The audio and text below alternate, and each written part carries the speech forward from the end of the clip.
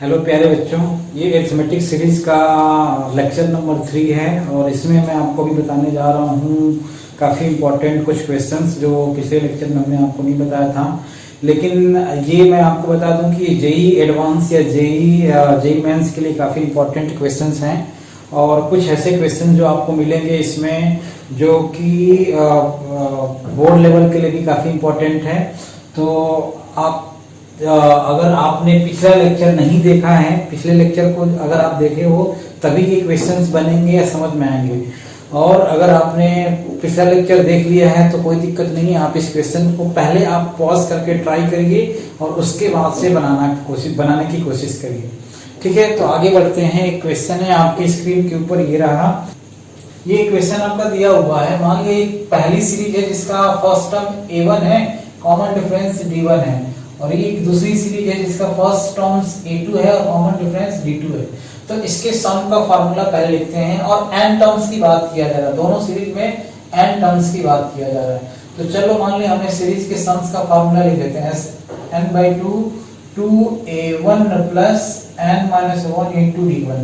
ये पहले सीरीज का फार्मूला हो गया और फिर दूसरे सीरीज का भी लिख लेते हैं ऐसे। तो n/2 2a2 plus n-1 into d2 ये दिया हुआ है और ये इसका रेशियो वैल्यू आपका दिया हुआ 7n + 1 डिवाइड बाई 4n + 27। ठीक है, इसको थोड़ा सा हम सॉल्व कर दें। n/2 कैंसिल हो जाएगा, ये तो वैल्यू दिया हुआ। अब यहाँ से हम लोग क्या करते हैं, 2 कॉमन लेते हैं ऊपर और नीचे दोनों से। तो 2 कॉमन लेंगे तो आपका आ जाएगा a1 plus n-1 by 2 into d1 और यहाँ से भी आपका आ जाएगा 2 into a2 plus n-1 divided by 2 into d2 is equal to, अगर मैं आपको लिखता हूँ यहाँ पे तो ये 7n plus 1 divided by 4n plus 21 आपका आ जाएगा। ये 2 से 2 कैंसिल हो जाएगा। ठीक है, अब इसको यहीं पे छोड़ करके हम लोग ये बात ये करते हैं कि हमको पूछा क्या जा रहा है। पूछा ये जा रहा है कि 11th टर्म्स का जो रेशियो आएगा वो क्या आएगा। 11th टर्म यानी T11 की बात किया जा रहा है। तो T11 for the first series will be A1 plus 11 - 1 into D1 या A1 प्लस 10 D1। ठीक है, ये फर्स्ट सीरीज की बात किया जा रहा है फॉर S1 सीरीज की बात किया जा रहा है। T11 is equal to A2 plus ऐसी 10 D2 हो जाएगा फॉर द S2 यानी सेकेंड सीरीज की बात किया जा रहा है। तो हमको क्या निकालना है, इन दोनों का रेशियो निकालना है। A1 plus 10 D1 divide by A2 plus 10 D2 का वैल्यू फाइंड आउट करना है। तो अगर आप यहाँ पे ध्यान से आप देखो तो ये जो हमने वैल्यू फाइंड आउट किया वो क्या किया है, A1 plus n-1 D1 divide by A2 plus n-1 D2 is equal to 7n plus 1 divide by 4n plus 21। ठीक है, ये हमको फाइंड आउट करना। अच्छा, यहाँ पे आप देखो ये A1 प्लस 10 D1 और A1 प्लस n-1 D1 में आप कंपेयर करो तो A1 प्लस 10 D1 और A1 प्लस n-1 D1 या A2 प्लस n-1 D2 और A2 प्लस 10 D2। तो हमको जो वैल्यू चाहिए एक्चुअल में यहाँ पे अगर 10 होता तो हमको जो वैल्यू चाहिए, जो nth टर्म का जो रेशियो चाहिए वो इसके इक्वल होना चाहिए था। तो एक काम करते हैं, मैं क्या करता हूँ n-1 की वैल्यू को इसके इक्वल कर देता हूँ ताकि ये वाला जो वैल्यू आएगा ये 10 बन जाएगा। तो A1 प्लस 10 D1 और A2 प्लस 10 D2 यानी कि हमको मिल जाएगा n-1 इज इक्वल टू हो जाएगा 10। तो n का वैल्यू आपको मिल जाएगा 11। ठीक, एक चीज मिस्टेक हो गया यहाँ पे, क्या है यहाँ पे हो जाएगा डिवाइड बाई 2 होगा तो n-1 डिवाइड बाई 2 हो जाएगा। तो यहाँ हो जाएगा 20 और प्लस 1 यानी n का वैल्यू 21 हो जाएगा। तो n का वैल्यू आपको क्या रख देना है, यहाँ पे 21 रख देना है। 21 रखोगे तो 7 into 21 plus 1 divide by 4 into 21 plus 21। 7 4 11 को 1 और 10 11 111। इसको कैंसिल करेंगे तो हो जाएगा 4 और ये हो जाएगा 3 यानी 4 डिवाइड बाई 3 आपका रेशियो आएगा। तो 84 प्लस 27 आपका ये जाएगा और इसका जो रेशियो आएगा यानी इसका जो रेशियो आएगा वो 4 डिवाइड बाई 3 आ जाएगा। ठीक है, ये आपका पहला क्वेश्चन रहा। नेक्स्ट क्वेश्चन देखते हैं। नेक्स्ट क्वेश्चन आपकी स्क्रीन के ऊपर ये रहा, आप इसको पढ़िए। क्या दिया हुआ है? Find the nature and 30th term of the sequence whose sum to n terms is 5n square plus 2n। ठीक है, तो इसके बारे में देखते हैं। Sn इज गिवन, तो Sn दिया हुआ है आपका value 5n square plus 2n is given. ठीक है, आपसे पूछा जा रहा है 30th टर्म। 30th टर्म निकालने के लिए आपको क्या करना पड़ेगा? पहले Tn फाइंड आउट करना पड़ेगा। तो Tn निकालने के लिए हमने आपको फार्मूला बताया था, Tn is equal to Sn minus 1। ठीक, तो Sn का वैल्यू आपका दिया हुआ है 5n स्क्वायर प्लस 2n और माइनस 5 इंटू n माइनस 1 का whole square plus 2 into n minus 1। ठीक, तो ये हो जाएगा 5n square plus 2n minus 5n square plus 1 minus 2n और प्लस 2n माइनस 2। ठीक, तो 5n square plus 2n minus 5n square plus 5 minus 10n और प्लस 2n माइनस 2। ठीक है, तो ये आपका हो जाएगा, ब्रैकेट ओपन कर लेते हैं, तो plus 2n minus 5n square minus 5 plus 10n और ये हो जाएगा माइनस 8n और ये मल्टीप्लाई होगा तो प्लस 8n हो जाएगा और 8n और माइनस माइनस यहाँ हो जाएगा प्लस 2। तो ये 5n स्क्वायर इनसे कैंसिल हो जाएगा, 8 और 2 10n हो जाएगा और 10n माइनस 5 प्लस 2 यानी हो जाएगा माइनस 3। तो tn का जो वैल्यू आएगा 10n माइनस 3। हमसे 30th टर्म पूछा जा रहा था, n का वैल्यू 30 रख दो, तो 10 इंटू 30 माइनस 3 यानी 300 माइनस 3 यानी 297। अब इसमें आपको एक चीज और पूछा जा रहा है, नेचर पूछा जा रहा है। तो नेचर पूछा जा रहा है, तो हम आपने अगर पिछला लेक्चर देखा होगा तो उसमें हमने आपको बताया था कि जो Sn होता है वो क्या होता है? क्वाड्रेटिक इक्वेशन होता है, और जो Tn होता है वो क्या होता है? लीनियर इक्वेशन होता है। an प्लस बी मान लो, या अल्फा n प्लस बीटा मान लेते हैं, ऐसे हमने बताया था। तो इस टाइप से अगर आप ध्यान दोगे तो ये क्या आ रहा है? लीनियर इक्वेशन में आ रहा है, और Sn जो आ रहा है वो क्वाड्रेटिक इक्वेशन आ रहा है। तो नेचर इसका मतलब क्या हो जाएगा कि ये AP में होगा। तो आप नेचर के बारे में क्या बता सकते हो? This will be in AP। अगर आपको फाइंड आउट करना है तो आप इसमें निकाल भी सकते हो, Tn का value first second third term निकालोगे तो अपने आप AP बनता चला जाएगा। ठीक है, तो ये काफी इंपॉर्टेंट क्वेश्चन रहा, जो कि इसमें पिछले लेक्चर में हमने इसका कॉन्सेप्ट बताया था, आप इस तरीके से सॉल्व कर सकते हो। ठीक है, दूसरा सीरीज दिया हुआ है 1, 8, 15, 22 अप टू 300 टर्म्स तक। ठीक है, दो सीरीज दिया हुआ है। इसमें क्या पूछा जा रहा है? Find the numbers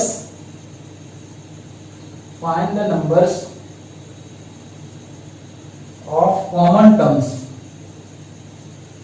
Find the number of common terms, sum of common terms and the last term common term.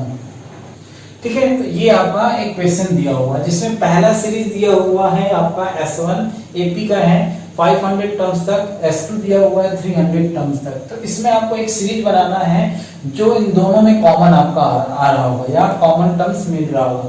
तो चलिए, पहले हमने पहली सीरीज के बारे में बात किया। पहली सीरीज के बारे में अगर आप बात करोगे तो पहले हम ये निकाल लेते हैं कि इसमें पहले सीरीज की अगर बात करते हैं तो देखिए, इसमें फर्स्ट टर्म आपका दिया हुआ है 2 दिया हुआ है, कॉमन डिफरेंस दिया हुआ 5 दिया हुआ है। ठीक है, 500 टर्म्स तक की बात किया जा रहा है। तो हम लोग ये देखते हैं कि 500 टर्म्स आएगा क्या। तो t 500 is equal to a plus n minus 1 into d, यानी 500 माइनस 1 इंटू डी। डी का वैल्यू क्या दिया हुआ है? 5 दिया हुआ। तो हम लोग निकालेंगे तो इसका जो वैल्यू आएगा वो क्या हो जाएगा? 499 इंटू 5।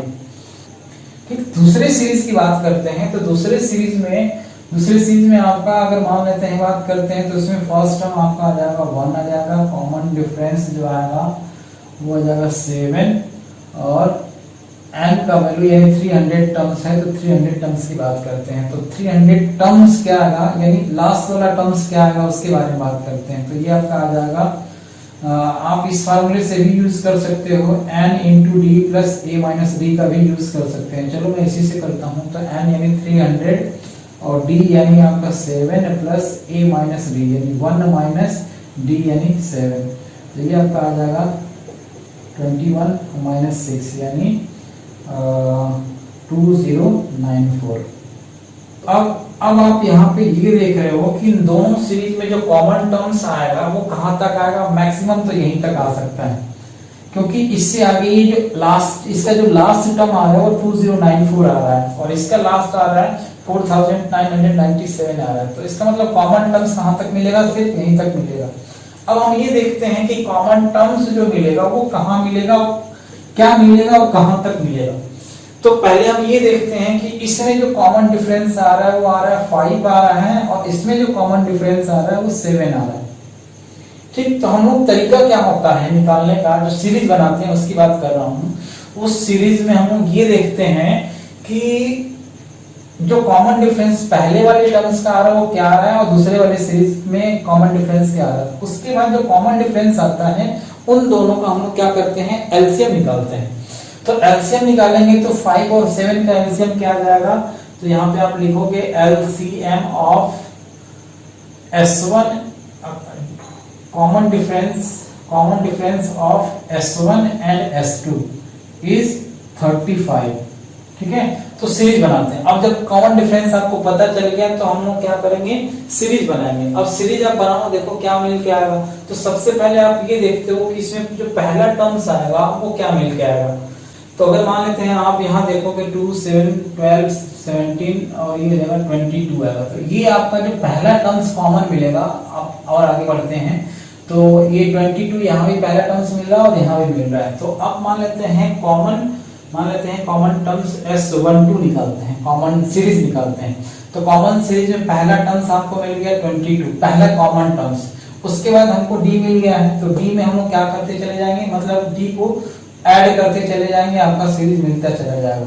ठीक है, इसको आप ऐड करोगे तो जो वैल्यू मिलेगा वो क्या मिलेगा, फिर इसमें आप 57 में आप क्या ऐड कर दो 35, डी ऐड करते चले जाओ, आपका सीरीज मिलता चला जाएगा।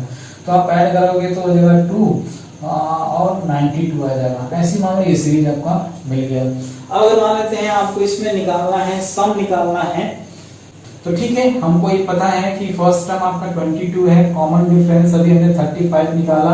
इसमें सबसे पहले हमको n निकालना पड़ेगा, कितने टर्म्स आएंगे। और मान लो tn अभी के लिए 2094 लेके चल रहे हैं, कि n का वैल्यू जो हमारा मान लो 60.2 आ रहा है, n का वैल्यू हमको क्या लेना है, 60 लेना है, इंटीजर लेना है।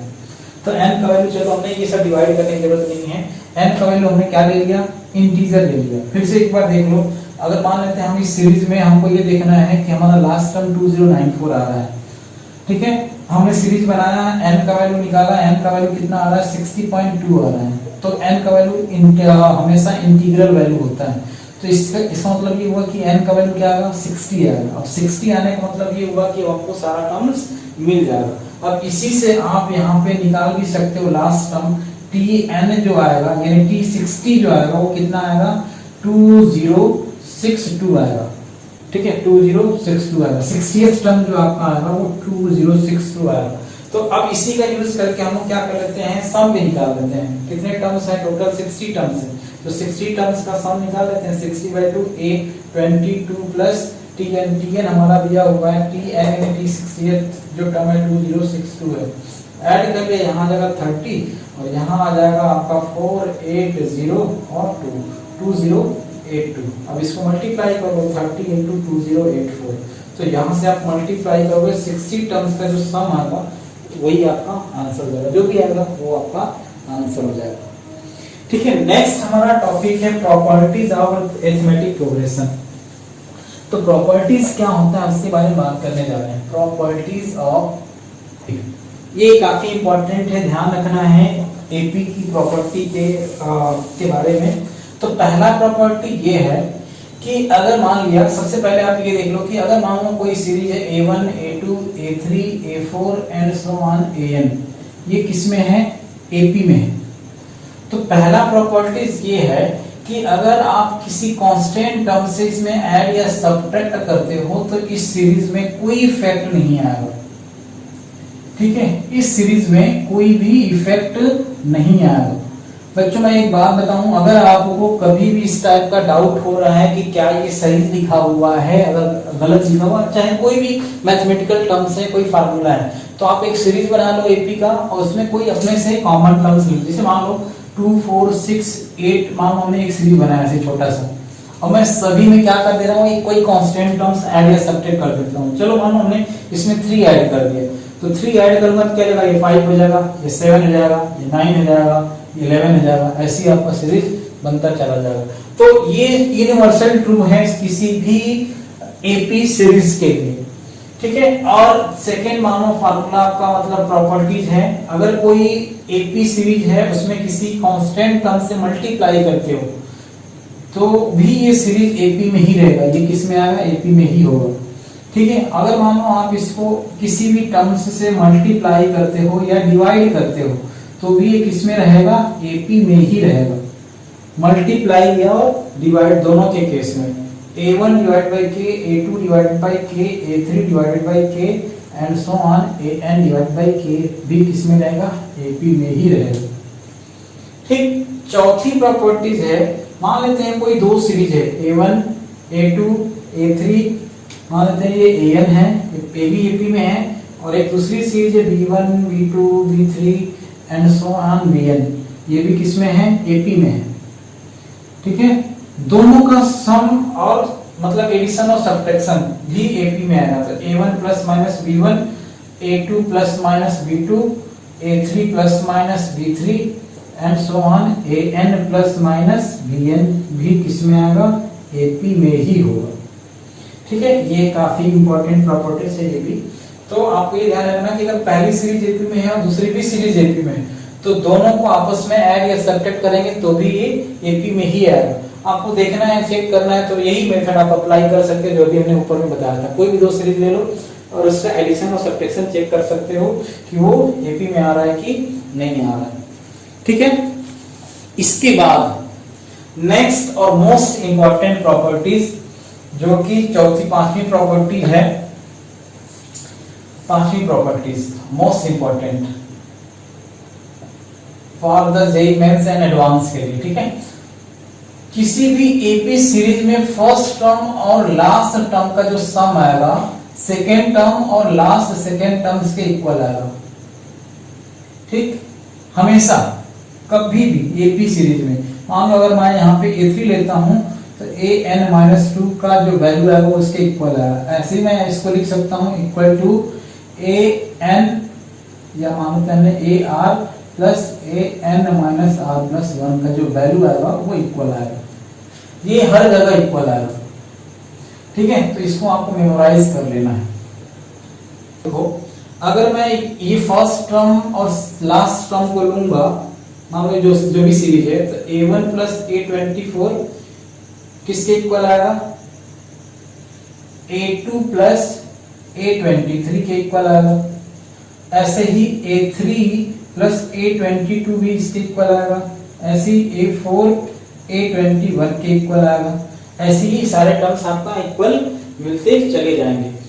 ठीक है, जो हमको ये सीरीज में दिया हुआ है, मान लो ये a1 प्लस a24 किसके इक्वल आएगा, प्लस a20 के इक्वल आएगा। इसी हिसाब से आप अगर निकालोगे तो a10 और a24, ये हमने जो फार्मूला लिखा था ar प्लस an-r+1 का यूज करके, तो टोटल टर्म्स हमारे कितने हैं, 24 हैं, यानी n का वैल्यू है 24 और जो टर्म्स निकालने, मान लो r का वैल्यू है 10, तो आप पुट कर लो। मान लो अगर यहाँ 10 निकालते हैं तो यहाँ कितना आ जाएगा, 24 माइनस 10, 24 माइनस 10 प्लस 1, तो कितना आ जाएगा, a10 प्लस 14, a14 प्लस 1 यानी a15, a10 प्लस a15 आ जाएगा। ठीक है, तो यहाँ पे a10 प्लस a15 हो जाएगा। तो a10 प्लस, इसमें देखो a10 प्लस a15 आपका इक्वल आएगा। फिर अब क्या बचा, a5 प्लस a20, आपको यहाँ पे देखने से समझ में आ रहा होगा कि जितना टर्म्स दिया हुआ 24 टर्म्स दिया हुआ है, तो जो इसका सम आता है, आप इसमें भी देखो, इसका जो सम आएगा वो हमेशा n+1 आना चाहिए। इसका और इसका जो सम आएगा वो हमेशा n+1 आएगा। तो n नंबर ऑफ टर्म्स कितने हैं 24, और यहाँ पे सम हमारा 25 पर, यहाँ भी 25 पर और यहाँ भी 25 आना चाहिए, आ रहा है। ठीक है, तो ये हमारा जो 6 टर्म्स था, टोटल 6 टर्म्स था, ये सारे क्या हैं, इक्वल आ रहे हैं। तो मैं क्या किया, चलो हमको जो वैल्यू निकालना था, चलो हमने क्या कर लिया, a1 + a24 निकाल लिया, और ये और ये इक्वल है। तो मैं क्या करता हूँ कि जब ये इक्वल है, ये दो टर्म्स इक्वल हैं, तो मैं इसको इतना और इतना को, मान लो अगर ये मैं d मानता हूँ, तो ये कितना आ जाएगा, ये d और ये d, ये मान लेते हैं अल्फा, मान लेते हैं ये अल्फा है, ये भी अल्फा है और ये भी अल्फा है। तो इसका वैल्यू जो आएगा वो कितना आ जाएगा, 3 अल्फा आ जाएगा। तीनों को जब ऐड करेंगे तो 3 अल्फा आ जाएगा। ये वाली वैल्यू कितना आएगा, 3 अल्फा के इक्वल आ जाएगा। तो अल्फा का वैल्यू निकालेंगे तो कितना आ जाएगा, 225। तो अल्फा का वैल्यू, अल्फा ये है, मान के चलो a1 + a24 = 225/3। सॉल्व करेंगे तो इस जगह 7 और 75 आ जाएगा। हमको क्या निकालना था, सम निकालना था, सम यानी इसका वैल्यू निकालना था। तो सम निकालने का तरीका क्या होता है, Sn = n/2 a + tn। Number of terms 24 है, तो 24/2। फर्स्ट टर्म हमको पता है, फर्स्ट टर्म और लास्ट टर्म का सम पता है, ऑलरेडी दिया है। फर्स्ट टर्म है, लास्ट टर्म है, इसका वैल्यू कितना दिया हुआ है, 75। सॉल्व कर लेते हैं, तो 12 × 75 यानी आपका आ जाएगा 900। तो Sn का जो वैल्यू आ जाएगा वो कितना आ जाएगा, 900 आ जाएगा। तो ये रहा आपका लेक्चर नंबर 3, और मतलब अरिथमेटिक प्रोग्रेशन का एपी से रिलेटेड। इससे आगे या इससे हट करके आपको और कोई क्वेश्चन नहीं मिलने वाला है। अगले सीरीज में यानी अगले लेक्चर में हम लोग पढ़ेंगे अरिथमेटिक मीन पढ़ेंगे। अरिथमेटिक मीन काफी इंपॉर्टेंट चैप्टर है और काफी इंपॉर्टेंट टॉपिक है, तो मैं कोशिश करूंगा कि ये 2 लेक्चर में आपका कंप्लीट हो जाए। और अगर इसमें भी अगर आपको कोई क्वेश्चन डाउट हो रहा है तो आप कमेंट बॉक्स में आप कमेंट करके पूछ सकते हैं, और कोई डाउट है तो आप क्लियर कर सकते हैं। Thank you and have a nice